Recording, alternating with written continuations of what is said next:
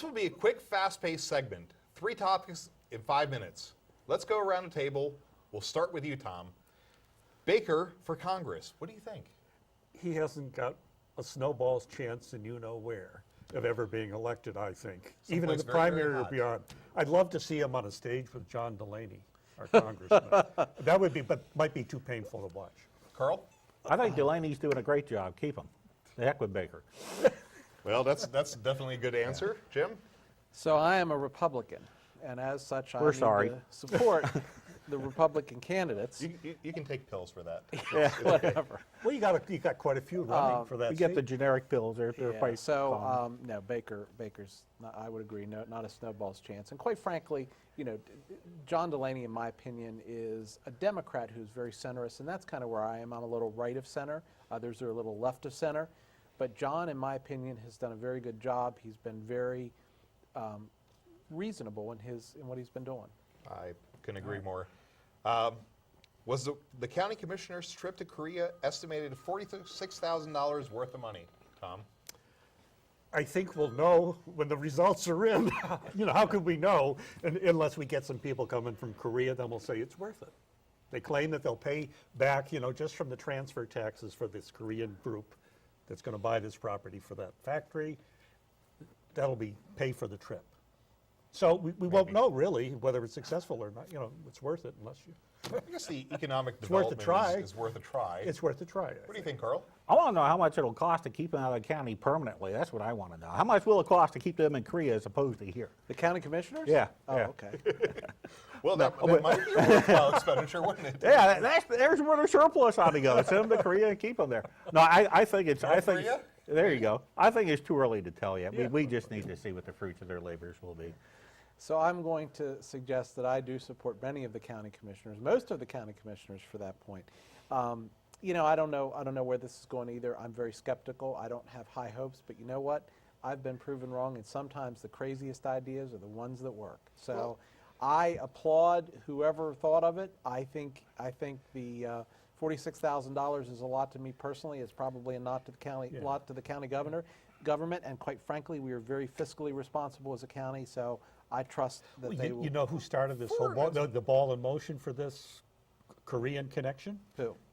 Martin O'Malley's administration. Okay. So- That's why this happened. Okay. Foreign investment is not necessarily a bad thing as long as well appointed. So, switching topics completely, Syrian boots on the ground, American boots in Syria rather, has Obama gone against his word? Tom? Well, to me, it's more a problem of semantics here. Boots on the ground typically means forces who are fighting on the front lines directly with your opposing forces. That's what it generally means. When this all first came up, Obama made it quite clear, there's even some quotes, that I can hardly read because of my eyesight here at the moment, but he made it very clear that he was not going to have any kind of extended campaign with fighting forces fighting on the front line. I think that's the point. So this whole thing about did he lie or not is getting away from the issue. Should we be doing this in the first place? Shades of Vietnam, we put in advisors. Yeah. So that's the bigger issue. All the stuff about lying or the debate whether it was fair. I mean, it's getting away from the real issue. So, Carl, this is something that actually you have a lot of background in. What is your thought on it? I don't think it's so much a matter of lying as it is changing to meet operational realities. I mean, if something were to happen, get even worse over there, when people come back and say, well, President Obama, you didn't adjust to the situation. You just stayed very steadfast and you didn't adjust. Now he's adjusting, so people are going, well, you lied. No, you can't have it both ways. He's adjusting, trying to meet what he believes to be a strategic picture on the ground, so he adjusts policy, and there's nothing wrong with the president doing that. Now, I think his view of the strategic picture is pretty askew, but given this that... is called being a leader. Yeah. Well, Facing I think, Carl, you bring up a very good point, and this is something that I do have an opinion on. There have been engagements that the U.S. has been involved in which were wrong, and engagements that were right. In this particular case, we have an enemy that I think arguably any one of us agrees needs to be confronted. This isn't confronting him, though. Yes, we're not sending large amounts of troops, and we could argue about that particular point in time, or that particular point of fact, whether we're sending enough forces or what have you. The fact that somebody would accuse us, however, because we're putting in special forces, because we're escalating the amount of force that we're applying towards ISIS, that somebody would accuse the president of lying, I think kind of flies in the face of exactly the enemy that we're facing. And that's the only thing I'm saying. I actually wouldn't agree that we're applying the right amount of force either, because I don't think we are. But I think for anybody to be throwing that as an argument, for the reality of the matter is in the political environment that we're in, the people who are going to say that Obama is doing the wrong thing are going to be exactly the same people who would have agreed with the Bush involvement in Iraq, which was totally wrong. We shouldn't have been involved there. We had no business being there.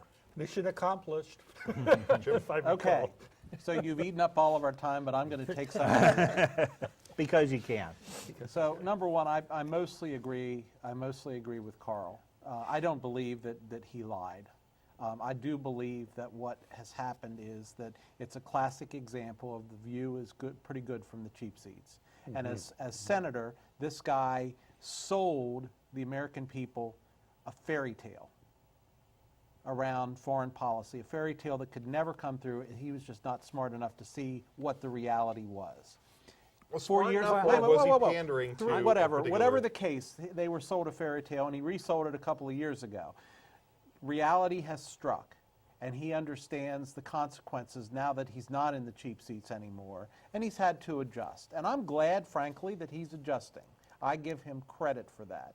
But the reality is just the same. He sold the American people a fairy tale, and 50 couple million of them bought it. Well, you have the last word, Jim, on that. Stay tuned. Last Call is next.